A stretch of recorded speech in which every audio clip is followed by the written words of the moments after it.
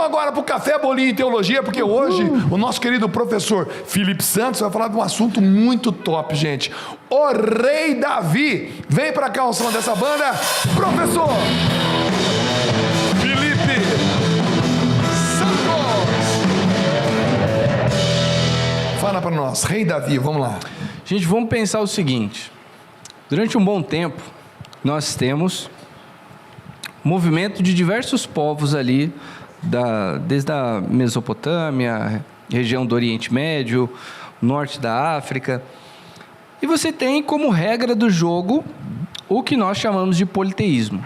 Você tem ali o Deus dos rios, o Deus dos céus, da caça, fertilidade, da guerra, da sabedoria, da água do mar, da água dos rios. Você vai ter, né, os deuses, Deus para cada coisa, os deuses maiores, deuses menores.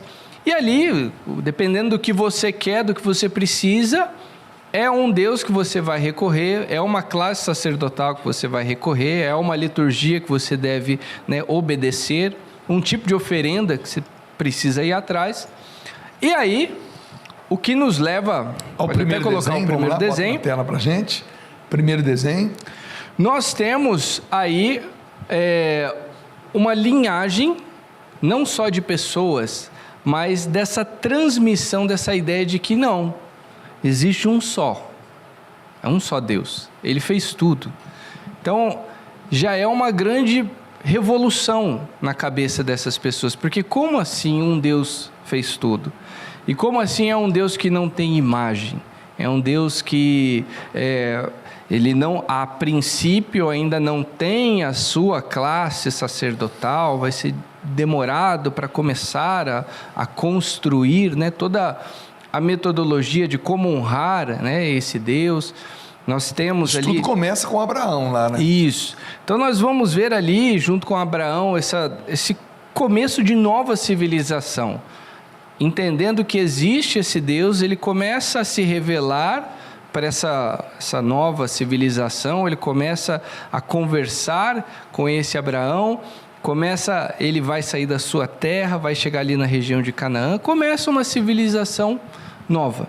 E aí é interessante que, passando as gerações, nós vamos passar lá por Moisés, vamos viver, né, o Êxodo, ali, né, o livro do Êxodo, a chegada lá na terra diversos povos cananeus ali. Temos esse processo de conquista, temos esse processo de estabilização, né, do que nós chamamos ali de tribos de Israel. E nós temos ali diversas, vamos dizer assim, né, diversas comunidades que vão ter algumas regras particulares, vão viver dificuldades particulares, mas vão ter uma essência comum, vão ter um Deus comum, uma história comum, uma identidade em comum. Aquilo que a gente vê ali nas várias tribos já divididas. Né? Como uma... Já passou Moisés. Já passou Abraão, já passou Josué, Isaac, Jacó, Josué. Já passou todo mundo. É como eles vivem agora como uma grande árvore. Segundo o Boina aqui, ele diz que isso aqui são os nepomucenos. É uma brincadeira, gente, é uma brincadeira. E aqui nós vivemos esse tempo como se fosse uma grande árvore, que tem o mesmo tronco, mas agora diversos galhos, diversos ramos, e você vai ver que cada folhinha, embora pertença, né, à mesma árvore, ela vai ter as suas particularidades. Então nós teremos ali conflitos diferentes, nós teremos buscas de resolver problemas ali diferentes, enfim. Isso mostra a riqueza cultural daquele povo. E essa, desculpa, só para quem está em casa entender, que essas diferenças estão divididas por todas essas tribos que foram divididas, né, que foram separadas lá desde Moisés lá, e é o que o mapa mostra aqui: Judá, Simeão, né, aqui nós temos aqui Dan, Efraim, Manassés, tudo mais. Tudo isso aí. E é legal frisar também que elas levam o nome das pessoas que naquele tempo já não estavam mais vivas, né? Já tinham passado... Eram os líderes de cada uma daquelas tribos. Isso, eu sou descendente da tribo, né?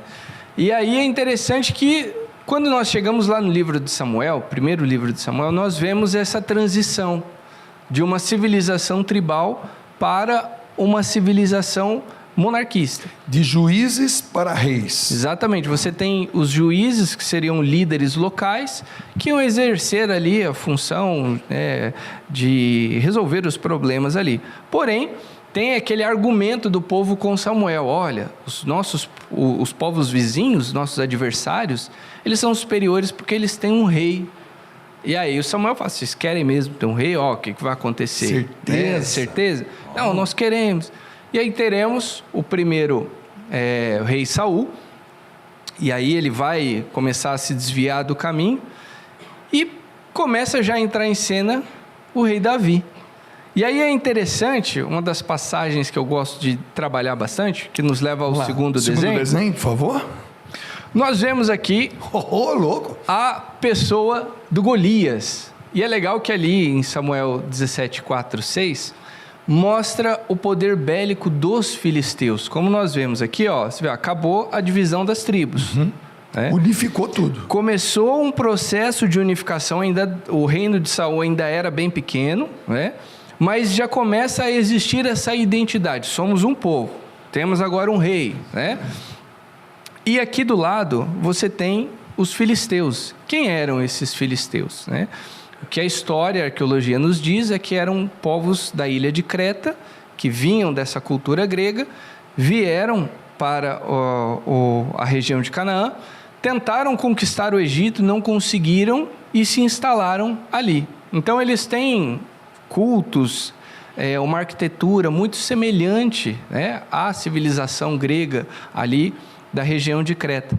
E é interessante que eles vinham com essa filosofia de diversos deuses e tal, foram durante muito tempo um dos maiores inimigos do povo de Israel, e ali mostra a descrição da armadura de Golias. Então, não só ele era um gigante... Lê para nós aí. Nós vemos ali um guerreiro chamado Golias, que era de Gate, uma das cidades ali do reino filisteu, veio do acampamento filisteu, tinha 2 metros e 90 centímetros de altura. Em algumas traduções da Bíblia, côvados e um palmo. Vai dar a medida em côvado.